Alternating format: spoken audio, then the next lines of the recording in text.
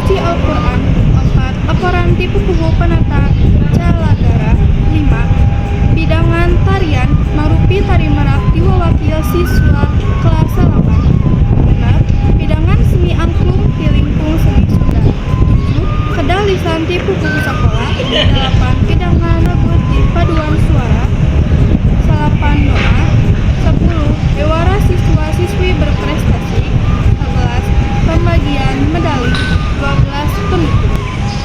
Supados tenyang kolong kana waktos sumangga urang kawitan we ieu acara nu maos. Basmalah sasarangan. Bismillahirrahmanirrahim. Hadirin anu kusim kuring dipihormat salajengna hayu urang nyaksikeun mangrupi pidangan prosesi mamang kukuhu SMP Negeri 8 Cimahi. Liwah rengrengah mangga dilajengkeun ku panunggu catur kesenian.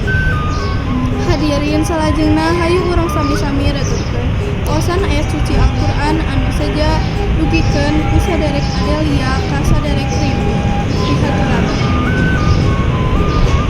Salajengna nyaeta laporan ti pupuhu panata Calagara ka saderek Naira dihaturaken.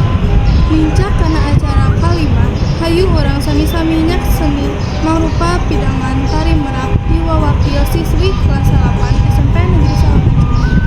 Lajeng acara nu kagenep nyaeta mangrupi pidangan seni angklung ti lingkung seni Sunda SMP Negeri 8 Cimahi. Wilujeng nyakseni salajengna acara anu katujuh kedah lisan ti pupuhu sakola Bapak Haji Asep Muhammad Sakur SPD MPD anu kusim kuring dipihormat dihaturaken. Pincak kana acara nu kadalapan mangrupi pidangan lagu ti paduan suara SMP Negeri 8 Cimahi. Wilujeng nyakseni.